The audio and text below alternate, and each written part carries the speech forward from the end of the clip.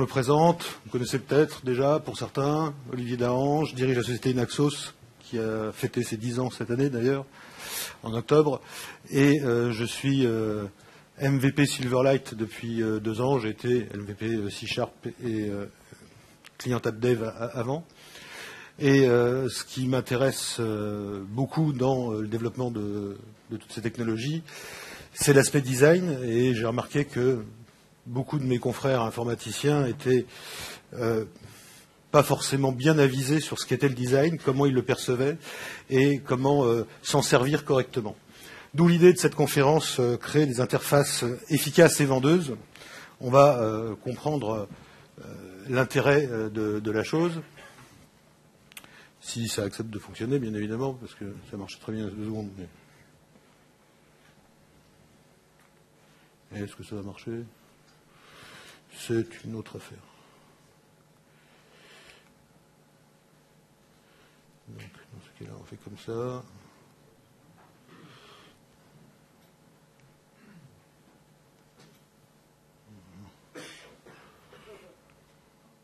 Voilà. C'est très bien. Alors, bien évidemment qu'on a 60 minutes devant nous, et je ne vais pas vous raconter de crack sur ce que je pourrais vous dire en 60 minutes sur un sujet aussi vaste que le design. Donc, le but de cette session, ça va être principalement de vous dire qu'est-ce que le design, comprendre sa nature, ses méthodes, pour être tout simplement capable soit de vous diriger et de vous spécialiser là-dedans dans votre entreprise pour pouvoir créer des belles interfaces, enfin des belles interfaces efficaces et vendeuses surtout. Comprendre donc que le design, et ça sera très important, c'est pas la cerise sur le gâteau, c'est pas quelque chose qui se fait après coup, mais quelque chose qui s'intègre dans la conception des applications. Sinon, on se trompe complètement. Et bien évidemment, comprendre le travail du designer, parce que soit vous allez en devenir un, soit vous allez en engager un jour ou l'autre dans votre entreprise. Et bien évidemment, il faut savoir parler aux gens, il faut connaître un minimum leur métier si on veut obtenir le meilleur de ses collaborateurs. Si on ne sait pas ce qu'ils font, on y arrive beaucoup moins bien. Et bien évidemment, ce qu'on ne pourra pas faire en 60 minutes, c'est vous transformer en designer si vous ne l'êtes pas déjà, vous former à Expression Blend ou Expression Design, bon, ça dure des jours, ou faire de vous un expert en UI et en UX si vous ne l'êtes pas déjà, bien évidemment.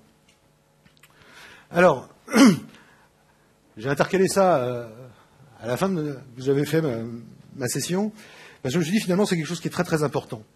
Et c'est là-dessus finalement que j'aimerais appuyer un tout petit peu. Donc juste avant de commencer la véritable session, une petite supplique.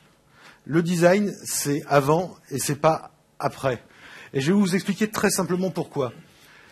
J'ai des demandes de clients ou de prospects qui m'appellent régulièrement, et ça me fait de la peine, bien évidemment, parce que ça me fait de la peine, parce que je ne peux pas leur répondre, c'est jamais bien de ne pas répondre à un client. Ça me fait de la peine parce qu'aussi, bien évidemment, si je leur réponds pas correctement, je ne peux pas empocher l'argent, ce qui me gêne aussi. Hein, on n'est pas au pays de oui-oui. Donc, ce qui se passe, c'est que les gens appellent et disent, voilà, on a tout bien fait notre soft, tout est OK, c'est génial, on a travaillé selon MVVM, on a tout bien compris, on a tout bien écrit et tout ça. On a des view modèles d'un côté, des vues de l'autre, on a bien fait du binding, et ça, c'est merveilleux. Mais vous comprenez, chez nous, bon, on n'est pas des as du design, donc on aimerait bien que vous veniez puis que vous nous arrangiez tout ça. Dans la majorité des cas, malheureusement, je ne peux pas y répondre très très positivement, soit d'emblée, ou soit quand je fais le devis, les types ils ont tellement peur qu'en général, ça les calme. Pourquoi ? Est-ce que c'est le design qui est coûteux ? Et c'est très embêtant parce que ça donne en plus une mauvaise image, je dirais, du design, soit que les designers, ça serait des escrocs, ou soit que ça coûterait une fortune, alors qu'en fait, c'est un problème de timing, en fait. Regardez, vous allez le comprendre tout de suite. Les types, ils ont fait leur soft, ils ont fait leur view model, etc. Imaginez, alors c'est un exemple complètement bidon, peu importe, ils ont mis une propriété de type string, qui est activity, qui prend 2 valeurs, elles pourront prendre 12, peu importe, on s'en fiche. Ils ont fait, bien évidemment, une view qui est non designée, donc dans laquelle ils ont posé leur truc à droite à gauche, histoire de tester comment le soft fonctionne. Bien évidemment, à un moment donné, ils ont posé un text block qu'ils ont relié par binding à string activity, etc. Puis là, j'entre en scène, on me dit, monsieur, il faut tout designer. Bah, d'accord, ok, il n'y a pas de problème, j'arrive ici. Ah, je dis, ouais, c'est vachement bien, mais le problème, c'est que, bon, dans le design final du soft, le text block, ça va pas être comme ça, quoi. L'information, elle sera pas représentée de cette façon-là. Il va nous falloir, je sais pas, alors je vais prendre un exemple vraiment trivial, bête et stupide, mais, je sais pas, on va faire une petite LED qui va être éclairée quand c'est actif et puis qui va être pas éclairée quand c'est inactif. Du coup, le problème, c'est que c'est impossible de se brancher là-dessus sur ce view model parce qu'il n'a jamais été prévu pour faire ça. Et il y a bien évidemment plusieurs possibilités. C'est soit il va falloir que je crée une nouvelle propriété booléenne activity à laquelle je pourrais connecter ma petite lettre que j'ai mis dans la view qui ce coup-ci est designée, soit il va falloir passer par des convertisseurs de code.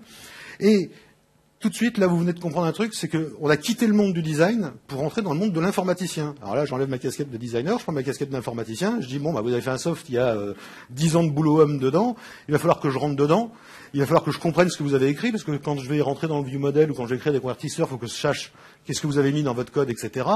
Il va falloir que je comprenne tout ça. Je vais vous garantir que si je fais des bugs, je pourrai les corriger. Donc forcément, dans ma facture, je vais gonfler un peu parce que si jamais je fais une connerie, il faudra bien que je répare. Donc il y a une sorte d'assurance aussi que je vous garantis en tant que professionnel, je veux dire, etc. Et c'est bien évidemment là que ça commence à coûter très cher. Et on s'aperçoit que 99% du prix, quand on en arrive là, il a été lié uniquement, en fait, à ces aspects purement informatiques d'informaticiens et pas au problème de looking. Bien sûr que c'est pas gratuit le design, mais ce qui va coûter très très cher, vous comprenez bien qu'un soft qui est complexe, rentrer dedans et vous garantir que je vais pas tout casser, que ce soit moi ou un de mes collaborateurs, je veux dire, ça coûte de l'argent, quoi. Vous le savez vous-même quand vous rentrez dans le code d'un autre chez vous dans votre entreprise. Donc, s'il y a une chose à bien se rappeler avant de commencer, c'est effectivement que le design, même si on a tout fait en MVVM, etc., il ne s'agit pas de venir à la fin, mais il faut l'intégrer dès le départ dans le processus de conception. Donc, revenons à notre objectif premier de cette session, c'était concevoir des interfaces utilisateurs efficaces et vendeuses. Alors, d'abord, pourquoi efficace et pourquoi vendeuse? Bah, efficace, tout simplement parce que c'est pour rendre la tâche plus aisée à l'utilisateur, c'est quand même plus agréable, et rendre l'utilisateur plus intelligent ou plus habile. Un exemple très simple, hier je devais dimensionner une partition sur ce portable que j'utilise uniquement pour faire des sessions, et puis hop, j'avais plus assez de place sur le disque C parce que c'est partagé en 2 morceaux. Je veux dire, changer une partition sur un truc sans tuer toutes les données, etc., c'est un truc c'est super enquiquinant. Je suis tombé sur un petit soft gratuit qui permet, hop, on balaye une règle, on dit tiens, je veux qu'il y ait moins de place ici, je veux qu'il y en ait plus là, on appuie sur un bouton, il reboot, pouf, il avait tout fait tout seul, c'est extraordinaire. J'aurais été capable de le faire, mais ce soft, avec son interface qui était bien faite, m'a permis de le faire rapidement et m'a donné l'impression que c'était facile de faire un changement de taille de partition de disque, etc. Et même ma grand-mère aurait pu le faire. Et donc, un bon logiciel, c'est un logiciel qui donne l'impression à l'utilisateur qu'il est plus intelligent, qu'il est plus habile qu'il ne l'est en réalité. Et en général, quand on trouve une fonctionnalité comme ça qui rend l'utilisateur plus habile et plus intelligent, en général, c'est un soft qui se vend ou en tout cas qui se distribue bien. Donc, efficace, ça semble une évidence. Et vendeuse, pourquoi? Parce que quel que soit le mode de diffusion qu'on aura pour son logiciel, il faut savoir à la fois dans un monde de zappers, et il faut savoir séduire sur une démo, sur un marketplace qui arrivera même pour Windows avec WinRT et Windows 8 bientôt, où il y aura même un marketplace, non plus seulement dans les tablettes et les téléphones, mais aussi sur les PC de bureau. Donc il faut savoir très rapidement, parce que si vous avez un smartphone, vous savez tous comment vous faites quand vous êtes sur vous allez sur le marketplace, vous regardez un peu les captures écran, il y en a qui vous emballent, il y en a qui vous emballent pas, celles qui vous emballent pas, vous regardez même pas comment c'est le soft, ça se trouve il est très bien. Je veux dire, donc il faut que ça puisse savoir séduire sur une démo ou même une simple capture écran, mais bien évidemment qu'il faut savoir plaire sur le long terme, parce que si le type il désinstalle votre appli au bout de 5 minutes, ça n'avait strictement aucun intérêt. Donc le premier constat qu'on peut faire, c'est que une interface efficace et vendeuse, en fait, ça correspond à quoi? Ça correspond à fournir une bonne UX, une bonne user experience à vos utilisateurs. Et en fait, finalement, tout ça, ça veut dire que c'est bien designé. Alors, on vient de parler de l'objectif en lui-même. Et souvent, on se pose en entreprise un peu les raisons, parce que bon, le design, bon, c'est un truc d'infographiste, quoi. On dessine des petits Mickey dans un coin, on met un background, et puis hop, rouler jeunesse, je te mets un bouton rond au lieu d'un bouton carré, et j'ai fait du design. Non, c'est pas du tout ça. Et en plus, il y a des raisons véritablement profondes de faire du design. Il y a des raisons qui sont rationnelles. La première, c'est bien évidemment le fait que votre code, vous avez peaufiné votre code, vous avez chassé les memory leaks, vous avez élaboré des algorithmes super chouettes, machin, etc. Mais votre code, en fait, l'utilisateur, il le verra jamais. Il saura jamais le temps que vous avez mis à faire, et il en a rien à faire d'ailleurs. Tout ce qu'il y a, c'est que toute la puissance de ce que vous aurez fait, tout votre honneur de développeur, de votre équipe qui aura développé le soft, elle ne va en fait être visible qu'à travers l'interface utilisateur. Donc il y a déjà un premier problème, c'est si vous mettez une interface utilisateur qui n'est pas designée correctement, qui ne permet pas d'utiliser correctement la puissance de votre soft, alors que vous êtes enquiquiné à implémenter des fonctions, à faire des choses intéressantes à l'intérieur de votre soft, il y a comme une incohérence quelque part. Regardez, sur l'autoroute, un smear mort qui tombe en rade. on appelle la dépanneuse, la grosse dépanneuse, là, les gros camions qui sont au moins aussi gros que les camions qui dépannent, avec des moteurs surpuissants.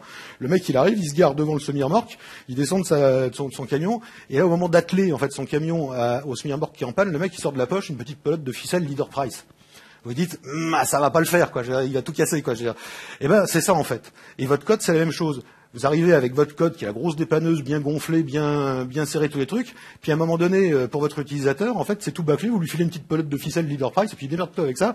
Et puis essaye de te servir de mon logiciel. Eh ben, si vous arrivez à comprendre ce delta-là, vous verrez bien que c'est une raison vraiment rationnelle qu'un code soit vraiment designé. Au moins par respect pour le travail que vous avez fourni. Alors en deuxième, j'ai mis bien évidemment les raisons romantiques. Alors je les ai appelées comme ça parce que justement c'est un peu comme ça qu'est vu le design en général.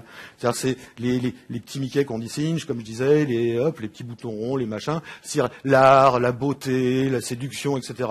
Alors ça fait très on s'en fiche un peu. Nous on est des pros, on est je fais du code justement. Donc non. Et, en fait la séduction c'est quand même quelque chose de très très important. Je sais pas si vous avez remarqué, dans le monde dans lequel on vit quand même tout est fait sur image photoshopée.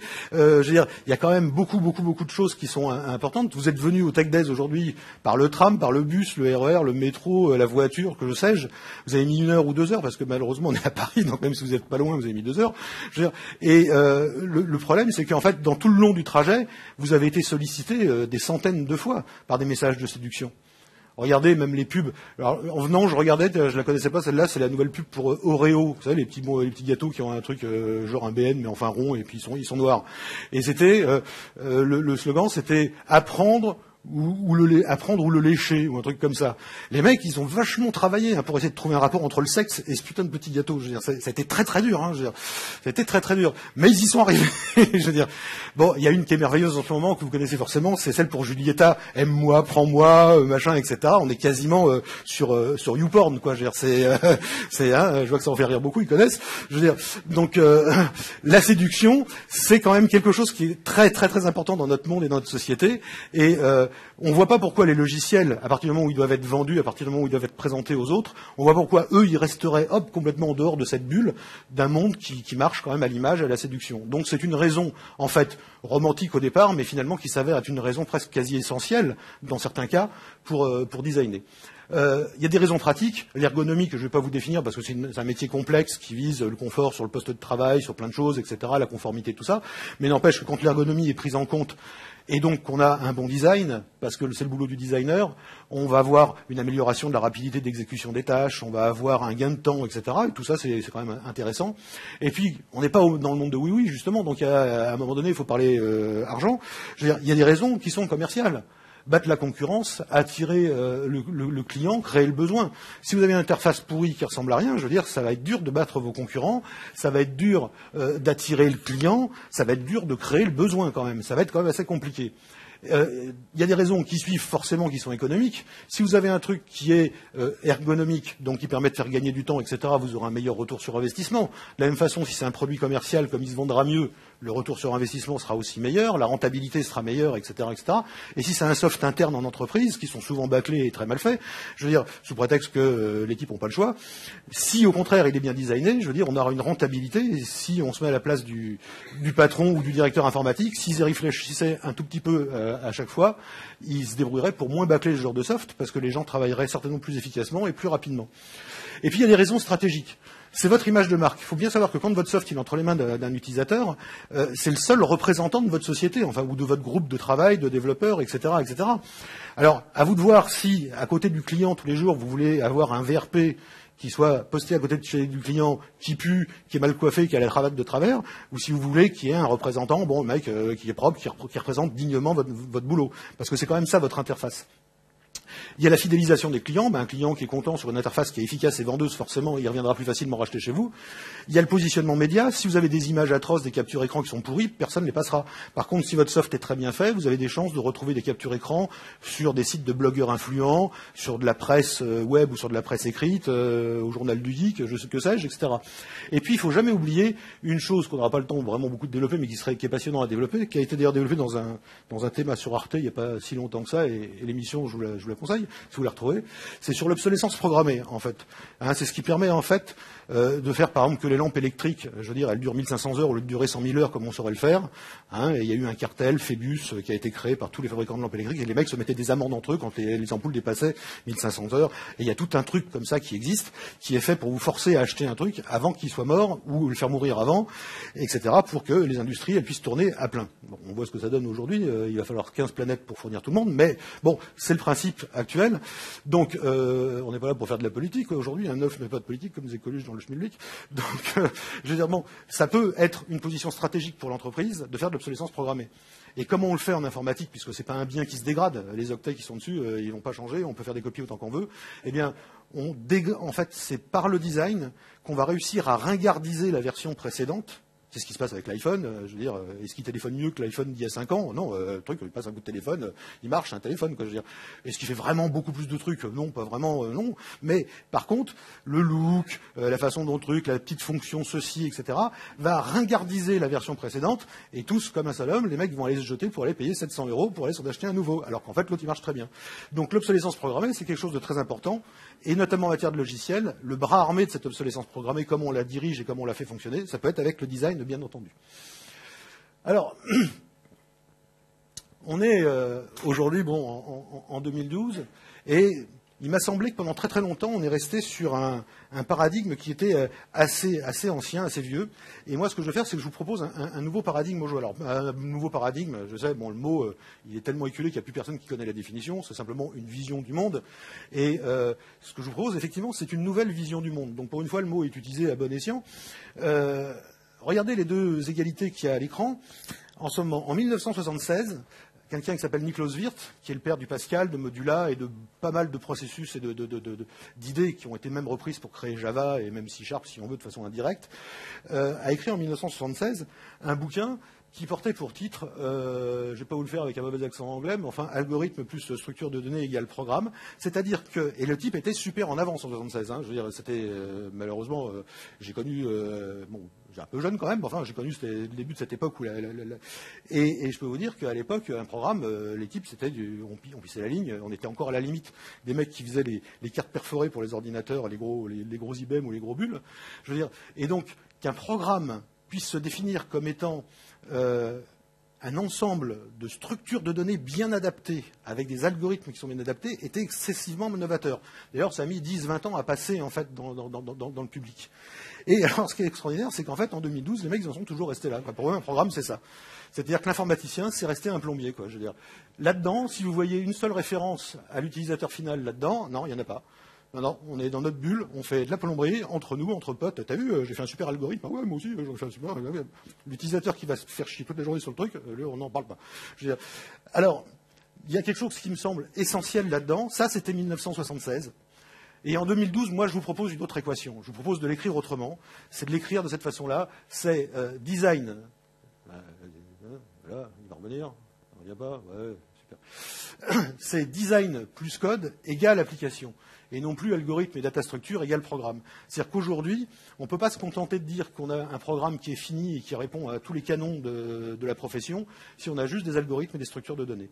Aujourd'hui, une application, c'est un design et du code, et c'est les deux ensemble. Alors, pour enfoncer un tout petit peu le clou, deux citations de designers qui sont assez connus, et vous pouvez chercher leur bio sur Internet, parce qu'on n'a pas beaucoup le temps, donc je ne pourrais pas en parler, mais quelqu'un comme Vitaly Friedman, pareil, qui nous donne, par exemple, une définition qui est intéressante. Un bon design, ça consiste en une communication efficace, pas en décoration au détriment de la lisibilité. Alors c'est très très intéressant, parce que c'est un bon design consiste en une communication efficace. Alors déjà, on voit que on n'est plus dans l'art, dans les petits Mickey, etc. C'est une communication efficace, on est presque plus proche de la pub que de l'infographie. Et c'est pas des décorations au détriment de la lisibilité. Donc ça y est, le fantasme des petits Mickey qu'on rajoute dans un coin, etc., c'est fini. C'est la lisibilité. Et quand on parle de lisibilité, ça veut dire qu'il y a quelque chose à lire, hein, c'est sous-entendu. Donc il y a de l'information, donc c'est la priorité à l'information et à la lisibilité de cette information. Et quelqu'un comme Paul Scriven, qui est aussi très connu, nous dit quelque chose qui est presque en résonance parfaite avec Friedman.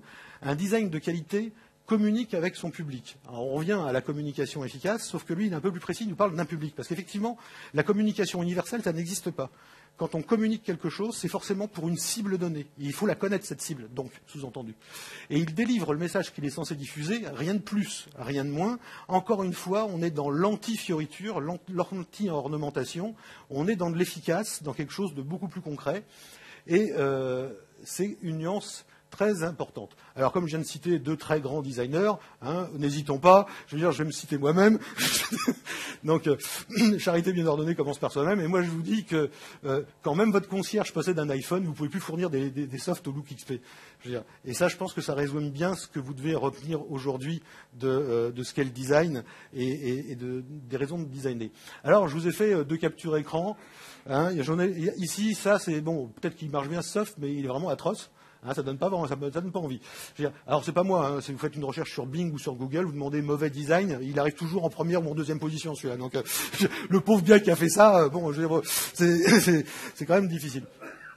Bon, là, sans jeter de fleurs, bon, c'est un truc que j'ai fait pour un client. C'était fait en Silverlight, ce système-là. C'est une console de supervision d'un système qui est bien plus énorme. Et on voit que, bien évidemment, l'information qui est utile, elle est écrite en plus grosse que le reste. Le reste est assez discret. Les zéros, on a fait en sorte pour pas qu'ils s'affichent, pour pas polluer l'affichage. On a une iconographie qui n'a pas forcément un sens universel, mais on s'en fout, parce qu'en fait, elle a un sens justement pour la cible qui est visée, qui est le type qui va se servir du soft. On a une ambiance pacifiée, on a quelque chose avec des formes qui sont facilement reconnaissables, etc. Bon, il ne s'agit pas de faire les louanges sur ce truc-là, qui n'est pas forcément une merveille non plus absolue.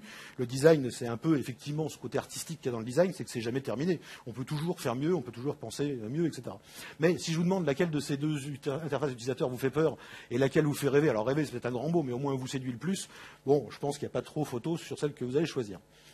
Donc la question qui se pose, c'est finalement, quand on a dit tout ça sur le design, mais alors, c'est quoi le design? Eh ben, on va prendre une autre citation pour en finir, avec quelqu'un qui est Nishan Kotari, qui travaille chez Microsoft et qui est creative directeur du Mix Online. Et il a dit un truc que j'aime beaucoup, c'est que le génie d'un bon designer n'est pas défini par son habileté à représenter le monde tel qu'il le voit, mais par son habileté entraînée à le représenter tel que les autres s'attendent à le voir. Et ça, c'est très très important. Prenez Picasso. Picasso, vous lui faites voir une super gonzesse, et vous dites, tu me fais un tableau, machin. Le type, il rentre chez lui, pof, 2 carrés, et il vous fait voir une toile avec une nana avec une tête carrée et tout. Bon, on aime, on n'aime pas, gère chacun son truc. Mais Picasso, c'est quoi? C'est un artiste, c'est pas un designer. Enfin, c'était bravo, mais enfin, je veux dire, c'est un artiste, pas un designer. Et du coup, je veux dire, il travaille, son but, c'est un but tripesque. C'est-à-dire que justement, l'artiste, ce qu'il cherche à faire, c'est à vous faire voir le monde tel que lui le ressent. Et Picasso, ce qu'il voulait, c'est vous faire voir comment lui ressentait la vision de cette femme, comment il ressentait la vision du monde. Ça vous plaît, ça vous plaît pas, il s'en tamponne. C'est pas son problème.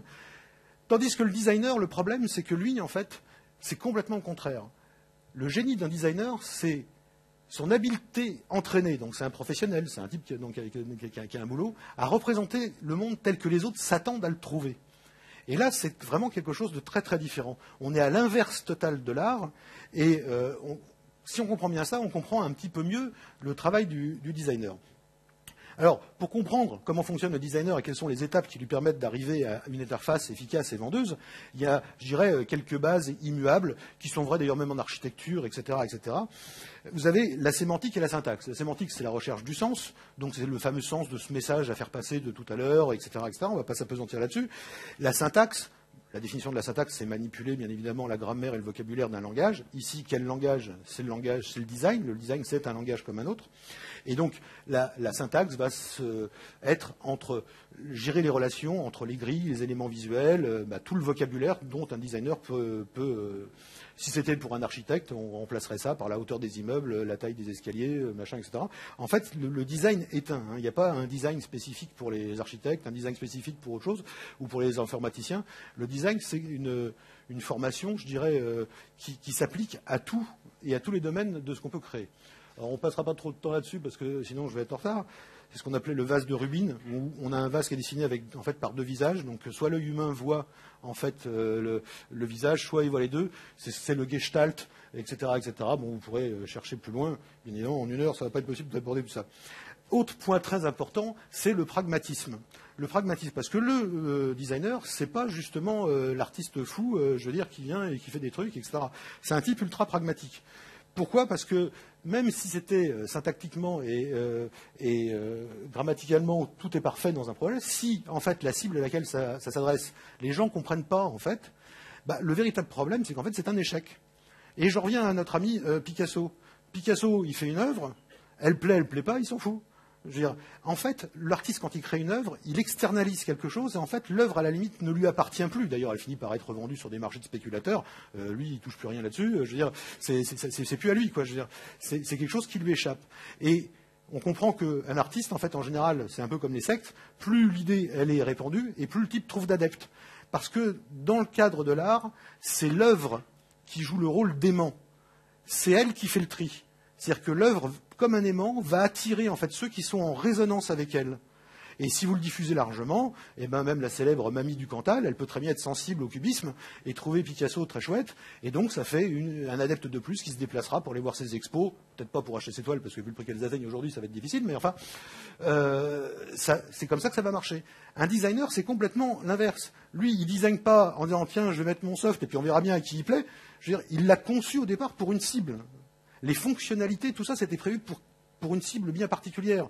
Donc si jamais il a mal communiqué son idée, c'est un échec total. Il n'y a pas de recyclage possible. Picasso, il avait peut-être une certaine idée quand il faisait des bonnes femmes à tête carrée. Et les raisons pour lesquelles, il y a peut-être des gens ici qui sont amateurs de Picasso, les raisons pour lesquelles vous aimez ces toiles-là, peut-être n'ont strictement rien à voir avec les vraies raisons intérieures de Picasso. Mais on s'en fout. Je veux dire, bah, ça fait des gens qui aiment Picasso. Quoi. Je veux dire, voilà. Peu importe les raisons. Mais par contre, si je vous fais un soft qui est destiné à des comptables ou à des médecins et que, je veux dire, je l'ai fait de traviole et que les médecins ou les comptables, ils y comprennent rien, je suis navré, un soft pour médecin, je ne pourrais pas le recycler en soft pour les comptables et inversement. Quoi. Je veux dire, c'est foutu le truc. On met 2 ans de développement à la poubelle et puis basta. Donc ça, c'est extrêmement important. La clarté des intentions aussi est très importante. Et les artefacts doivent être auto-explicatifs. Ça fait toujours un peu ronflant comme ça. Un artefact, c'est quoi? C'est un truc qui n'est pas forcément utile, mais qui peut servir à quelque chose. Et ça va être auto-explicatif, c'est-à-dire qu'on doit en comprendre le sens. Prenez le plus simple, le dialogue de copie de fichiers qui existe depuis longtemps sous Windows, d'ailleurs dans d'autres OS. À un moment donné, vous avez une petite animation où on voit un petit document, une sorte de page, un truc qui passe d'un côté à l'autre. Cette animation-là, c'est un artefact, dans le sens où elle n'est pas utile, elle n'est pas absolument nécessaire au fonctionnement du logiciel. Par contre, elle est auto-explicative. J'ai jamais vu quelqu'un, même un grand débutant, me dire « Oh, dis donc, ça veut dire quoi ce truc qui passe ça... ?» Non, tout le monde comprend que ça représente ce mouvement en fait de l'application, ce mouvement interne, intérieur, et elle est auto-explicative. Du coup, elle a sa place. Parce qu'elle permet de rendre intelligible ce qui est en train de se passer dans les entrailles du logiciel, qui par définition est absolument invisible. Donc, l'artefact, s'il y en a, il doit être auto-explicatif. On ne rajoute pas des petites animations comme ça pour faire joli sur un soft. On peut en mettre, mais il faut qu'elle soit compréhensible. Il y a bien évidemment tout ce qui est de l'aspect de la pertinence, de la recherche en fait du message et de ce qui est approprié. Et c'est cette pertinence qui va permettre de faire le tri entre qu'est-ce qui sera approprié et qu'est-ce qui ne le sera pas, etc. L'unité, très important. L'unité, bien évidemment, de concept. Je ne vais pas parler du niveau 0 de l'unité. Ça veut dire que, par exemple, toutes les fenêtres dans votre application, elles se ferment de la même façon et pas de façon différente à chaque fois. Que si vous avez un bouton Aide, je veux dire, il a toujours la même tête, quel que soit l'écran, bien évidemment. Ça, c'est vraiment le niveau 0 de l'unité. Je parle de l'unité, même conceptuelle. L'unité aussi avec l'esprit, avec la façon dont travaille l'utilisateur, etc., etc. Il y a aussi la puissance visuelle. Tout le monde aime bien les choses qui sont visuellement puissantes. Les trucs qui sont mous, mal définis, que l'œil n'arrive pas bien à voir, etc. Ça plaît à personne. Je veux dire, donc il y a une infinité de façons de pouvoir jouer sur la puissance. Le designer a à sa disposition de jouer sur les couleurs, la taille des fontes comme ici, les graisses, les machins, etc. Ce qui va permettre de donner quelque chose de plus dynamique. Il y a l'élégance intellectuelle qui est très importante pour un designer.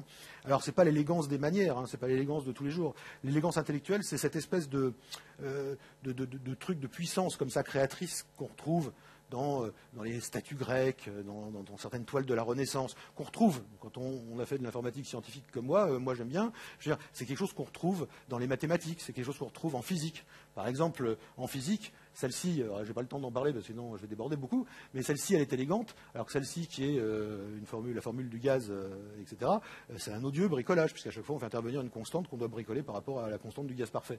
Donc là, on sait qu'on a compris quelque chose, c'est intellectuellement élégant, et là, on sait qu'en fait, on est juste dans le bricolage.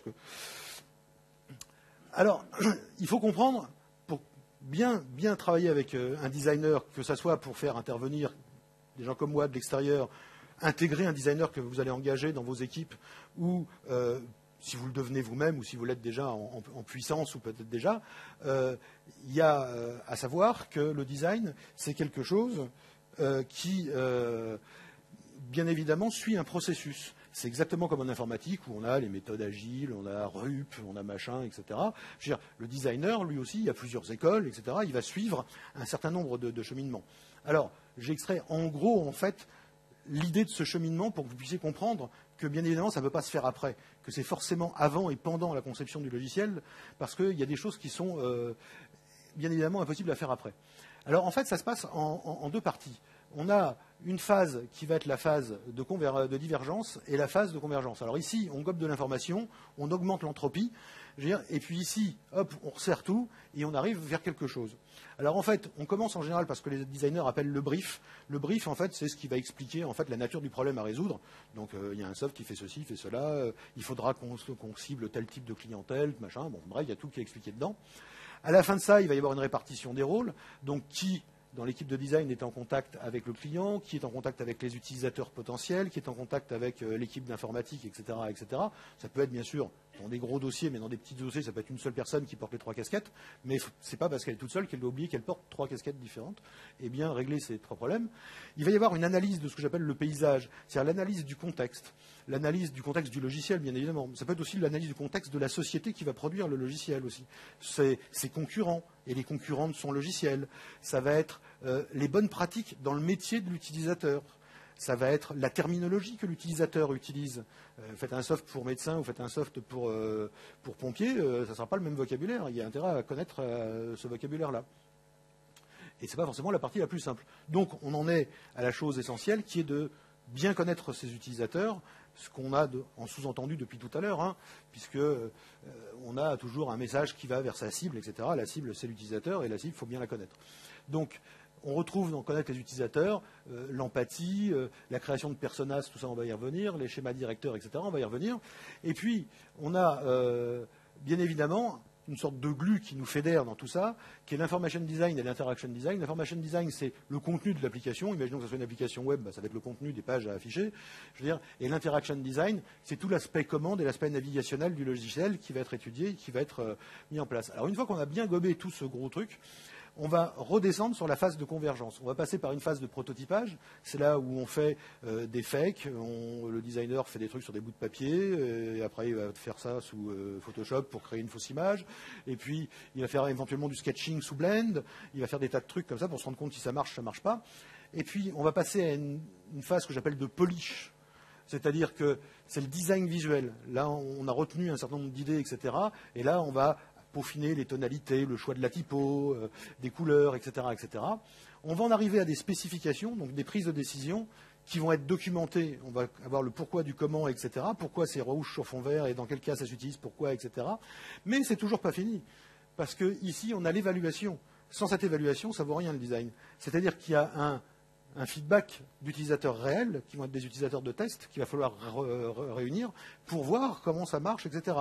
Et comme dans tout système de ce type-là, on est itératif, c'est-à-dire que selon le feedback, si jamais ça n'a pas été, on n'a pas atteint son objectif, eh ben, on va itérer et on repart dans la boucle et on y va. Donc on voit bien que dans tout ça, le plus important, c'est de connaître bien évidemment les utilisateurs et ce qu'ils veulent.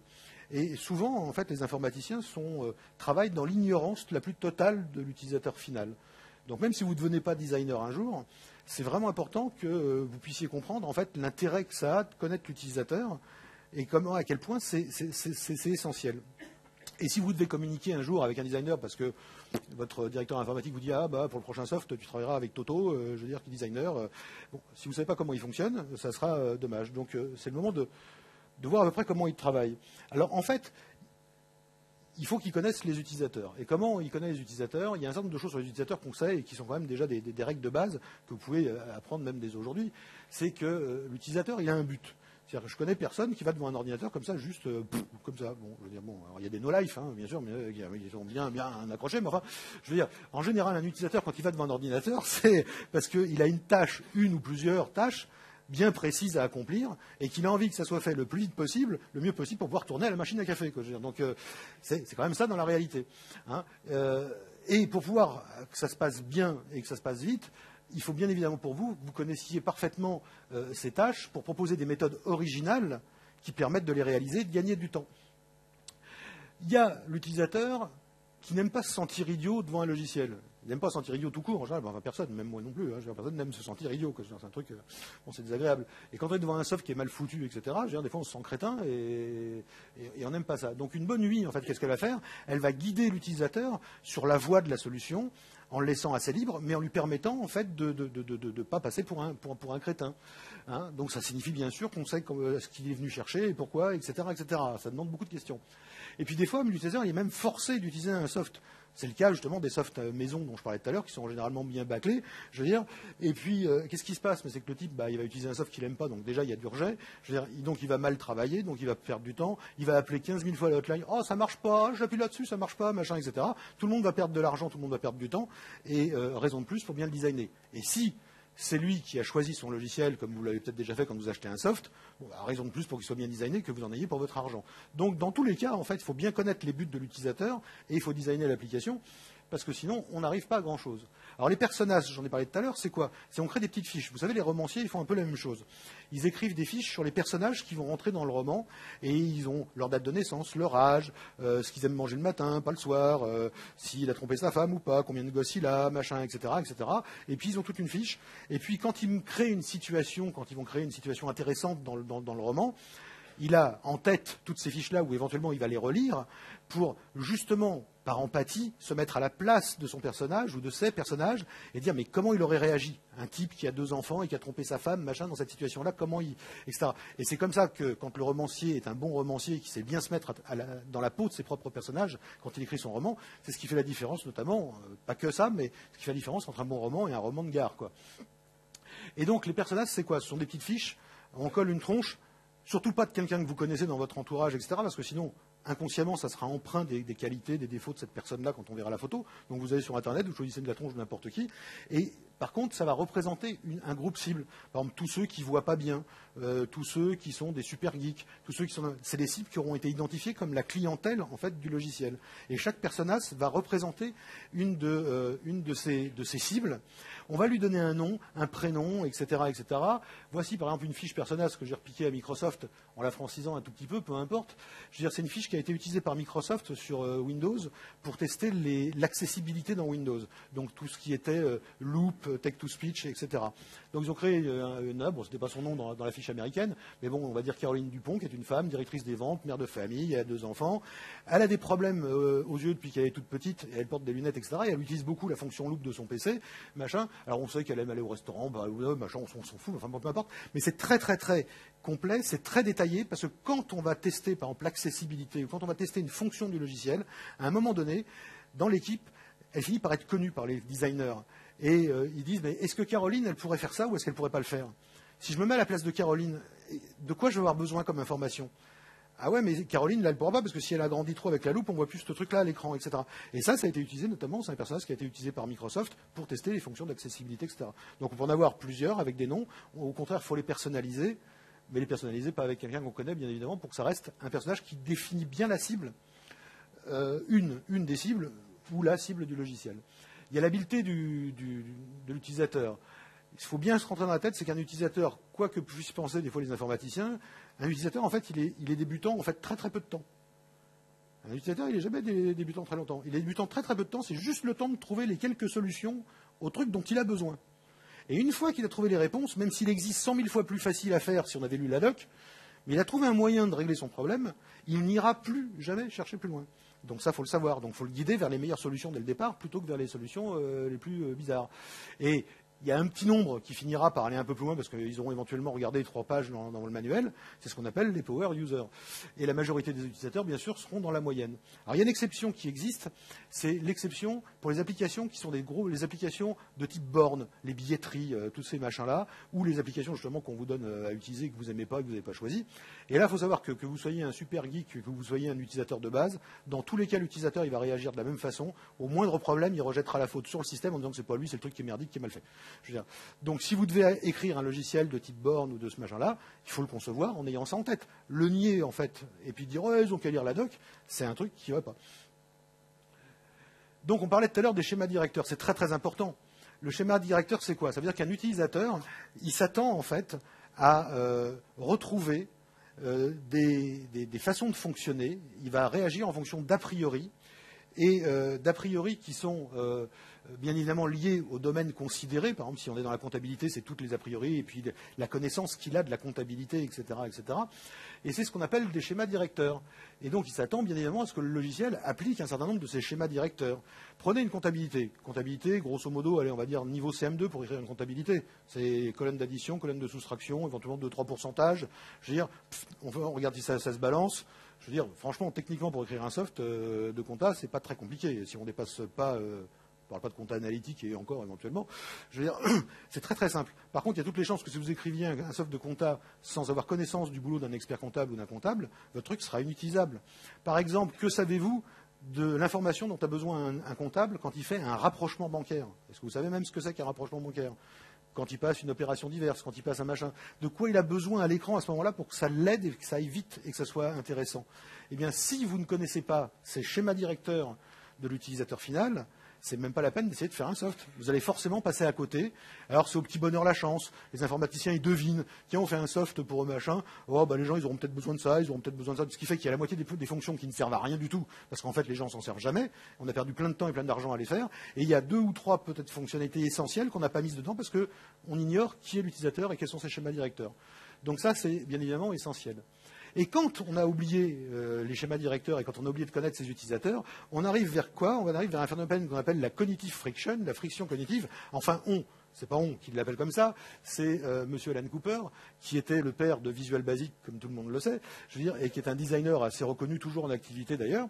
Et Alan Cooper avait écrit dans son second livre en 98 un truc dont le titre est à rallonge. Hein, vous voyez. Bon, grosso modo, c'est quand les fous dirigent l'asile. 2 points. Pourquoi les produits high-tech nous rendent fous et comment rétablir un petit peu de santé mentale. Alors, ça date de 98, donc il l'a écrit vraisemblablement sur 96, 95, etc.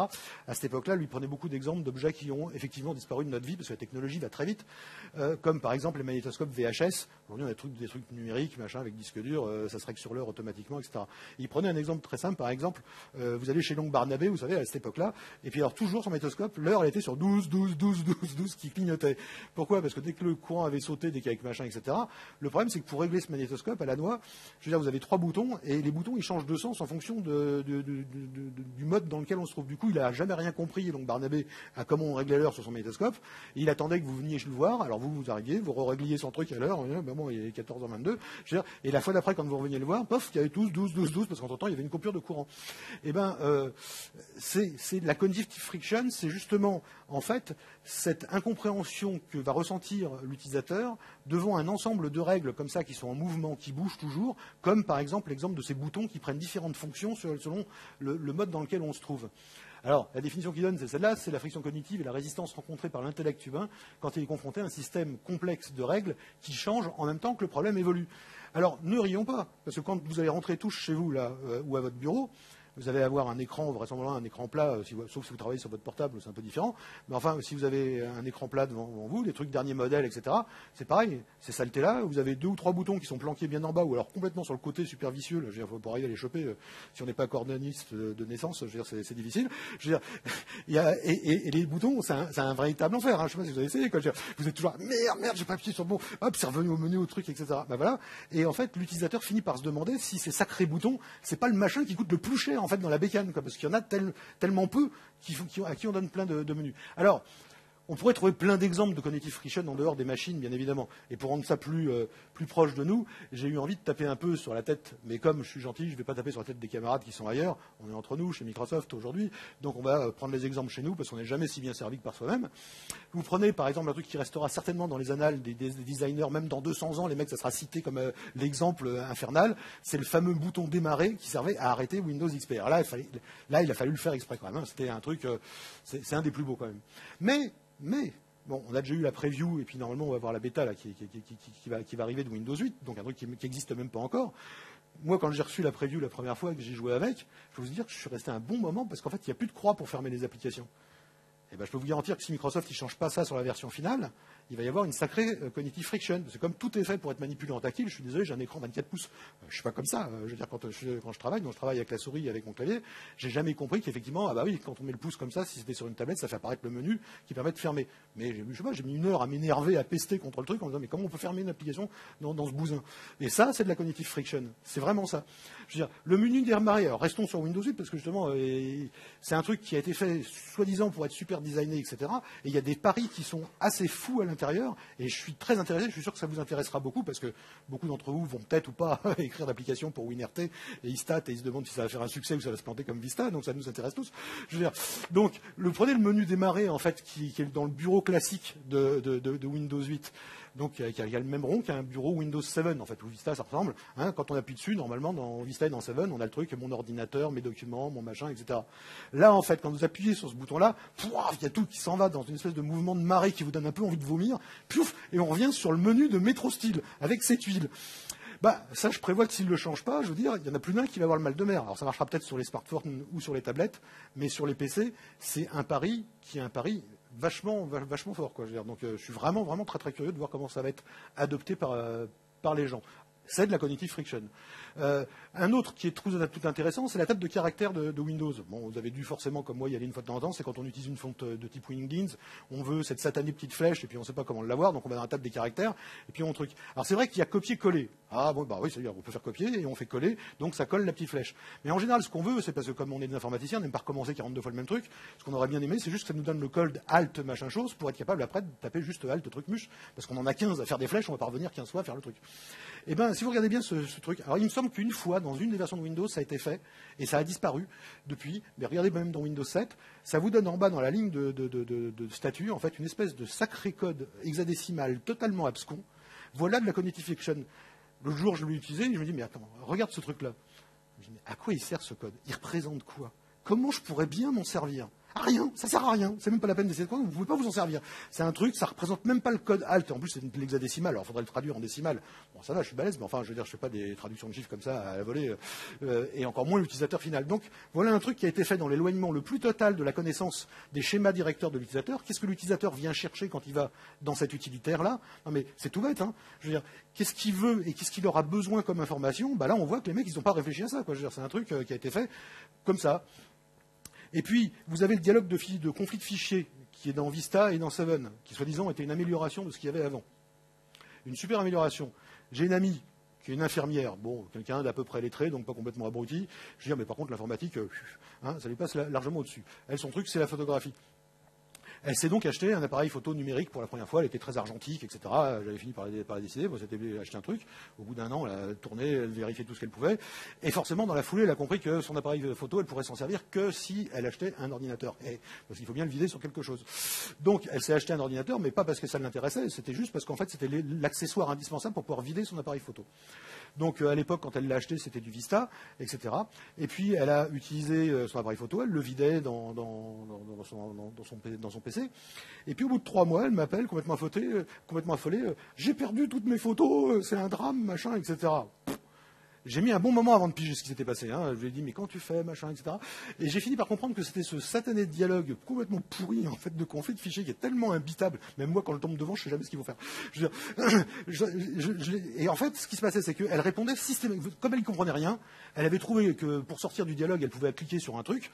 Et en fait, ça correspondait à effacer le truc. Alors c'est vrai que son appareil photo n'était pas très intelligent. Hein. Il commence à renuméroter toujours à partir de 1. Et il ne fait pas la suite. Donc le problème, c'est que pendant 3 mois, elle était à l'étranger, elle a fait un beau voyage, machin, elle a pris des photos, elle a mis tout ça dans son ordinateur, et à chaque fois, qu'est-ce qu'elle faisait? Elle écrasait image 001.jpg par image 001. À la fin, bien évidemment, elle n'avait que les dernières photos qu'elle avait copiées. Elle a perdu 3 mois de photos, elle les avait comme ça.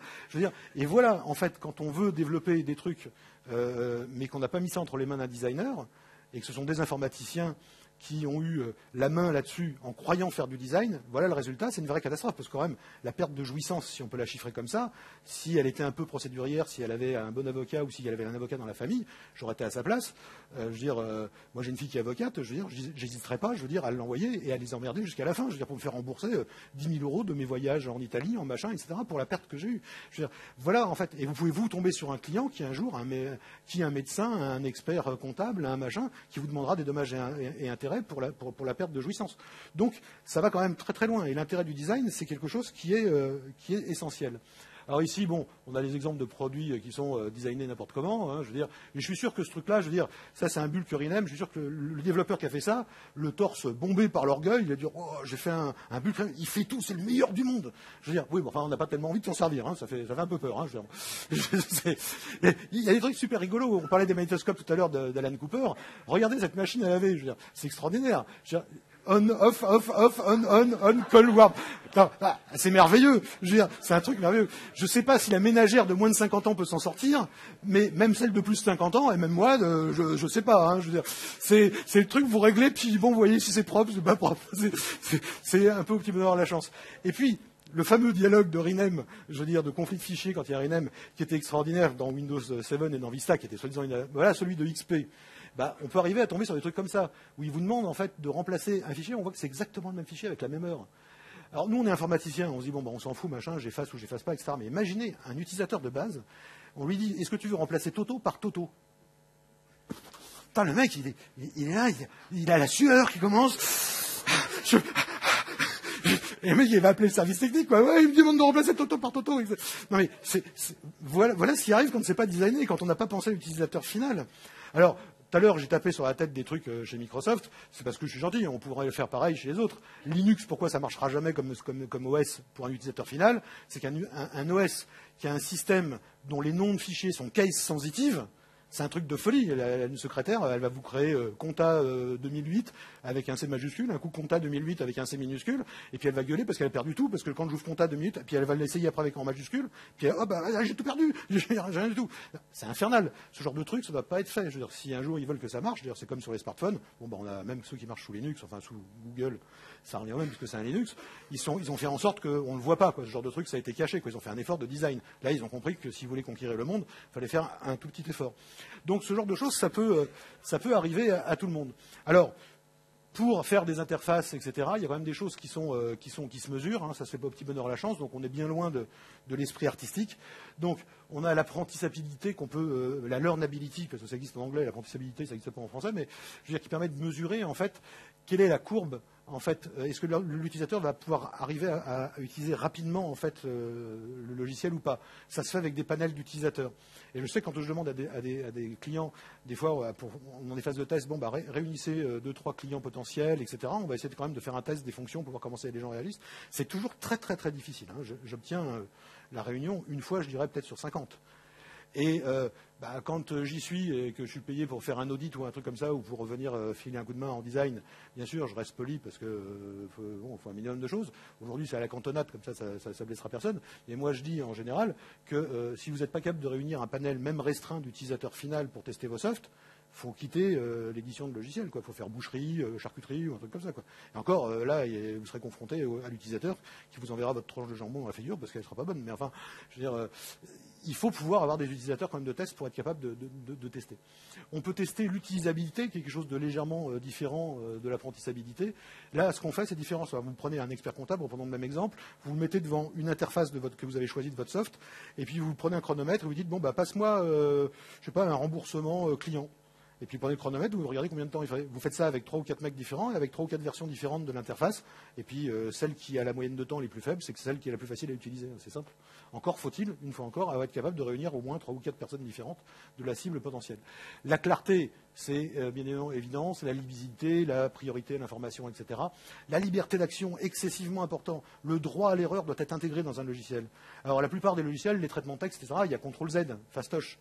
Mais je connais très peu de logiciels de type application LOB, etc., qui intègrent ça. Je sais très bien que c'est difficile pour les informaticiens, c'est super chiant, parce qu'une fois que vous avez envoyé les informations à la base de données, que vous avez fait des informations croisées dans tous les sens, je veux dire, donner à l'utilisateur la possibilité de faire un CTRL-Z, ça peut être excessivement lourd. Mais n'empêche qu'entre un soft qui va être super sympa et qui va se vendre bien, et un soft qui sera pourri, je veux dire, la différence, elle peut se jouer là-dessus, sur le fait que le type a le droit à l'erreur et qu'il peut faire un CTRL-Z à n'importe quel moment. Alors, c'est une chose à pas négliger. Utiliser les bonnes métaphores aussi, donc ça veut dire celles qui sont parlantes pour l'utilisateur qui est ciblé par le truc. Encore une fois, bien connaître sa cible, bien connaître à qui on adresse. C'est pas les mêmes symboles qui attireront l'œil d'un huissier ou d'un sapeur-pompier ou d'un médecin ou d'une infirmière. Donc il faut bien connaître sa cible et ses codes de la profession. Alors l'une des plus célèbres métaphores, c'est la corbeille, qu'on retrouve sur Mac, sur PC, qu'on avait sur Atari, même, machin, etc. Je veux dire, et puis la notion de bureau, qui est excessivement forte, qui est une métaphore extraordinaire. Le bureau, dossier, répertoire, document, etc. Ça fait 30 ans que ça s'est imposé en informatique. Alors il y a un effort louable, justement, de Microsoft d'essayer de casser un peu le cadre avec le coup des tuiles et de vouloir tout remplacer pour ça. Mais moi, je suis vraiment curieux de voir comment les gens vont lâcher, en fait, la métaphore du bureau, dossier, répertoire, etc. Et comment ils vont remplacer ça par la notion de tuiles qui est censée remplacer tout ça à la fois. Je veux dire, c'est vraiment intéressant de voir comment ça va se passer. Et attention, parce que toutes les métaphores sont culturelles. Alors après, bien évidemment, il ne faut pas verser dans l'hyper-réalisme. Ça, c'est dans les sortes de musique. En ce moment, il y a des mecs ils refont les trucs avec les jacks et tout. Quand vous passez les souris de vent, c'est merveilleux parce que il y a les jacks qui bougent, qui ondulent comme ça. En fait, bon, ça a les mêmes problèmes que ce que ça avait dans la réalité. C'est qu'en fait, on ne peut pas lire ce qu'il y a en dessous. Donc voilà, là, ça foirait complètement. Quoi. Je veux dire, ça n'a aucun intérêt. Quoi. Je veux dire, c'est joli en démo, mais par contre, bon, c'est inutilisable. Quoi. C'est dommage, c'est con. Je veux dire. Bon, ici, 2 softs de surveillance de NAS. Bon, alors il y en a un qui a fait ça à peu près propre. C'est des trucs faits en VB, machin, etc. Je veux dire, ça, c'est à peu près propre, mais par contre, bon, il faut vachement porter d'attention pour lire qu'est-ce qui est, etc. Ça ne saute pas forcément aux yeux. Alors lui, il a essayé d'utiliser de la métaphore, mais en prenant des images sur Google, il a dû chercher images de disque dur, il a fait du copier-coller, ce qui fait que c'est assez laid quand même, hein, c'est quand même pas très beau. Bon, on peut refaire le truc un tout petit peu différemment, si on le design, je veux dire, avec, par exemple, bon, un look comme ça. Ça, c'est moi qui l'ai fait pour mon propre NAS. C'est pas un truc fait pour un client, donc j'ai fait ça assez vite. C'est pas une merveille forcément, mais enfin au moins ça s'adapte au nombre de disques qui s'affichent. On peut voir l'information telle qu'elle est, et puis on a l'information essentielle dont on a besoin pour manipuler son NAS qui s'affiche directement. On a des panneaux qui se replient, etc. C'est une sorte de widget qui se pose sur le bureau. Là encore, avec Windows 8 et avec le menu en tuile, où est-ce qu'on pose les widgets? Je veux dire, ça va être une autre question. Hein. Et puis, on a des systèmes avec des alarmes, etc., qui se déclenchent et qui vont être visibles. Il y en a une qui va se déclencher normalement. Oui, voilà, hop, comme ça. Voilà, bref. Une autre version, celle-ci n'est pas fonctionnelle, c'était juste un fake pour m'amuser, pour voir comment on pouvait le faire dans la version hyper réaliste. Alors là, ici, bon, tout est fait en WPF, je veux dire, et on a les disques durs qui représentent tous les états possibles. Il est en train de tourner, il est en train de dormir, il est en train de se synchroniser. Là, la chaleur, en fait, à l'intérieur, donc, il y a de la petite fumée. Là, c'est l'onduleur, qui est la batterie qui est à plat, etc. Dans certains types de logiciels, dans certains types de commandes, si c'est une borne, par exemple, ça serait assez pratique de l'avoir représenté sous cette forme-là. Mais là, c'est facile, l'utilisateur, il comprend très vite de quoi il s'agit et à quoi ça fait. On retrouve celle-ci avec une interface, etc. Et il va être temps de nous séparer. Il y a d'autres conférences sur le design qui sont très intéressantes que je vous conseille de voir. Si vous n'avez pas le temps, parce que certaines sont passées, j'espère qu'on pourra les retrouver sur les webcasts, bien évidemment, après les Tech Days. Si vous avez quelques questions, vu l'heure, je serai plutôt disponible à la sortie, une fois que j'aurai rangé mon matériel pour laisser la place au prochain. Et je vous souhaite une bonne fin de Tech Days et merci de votre présence en tout cas.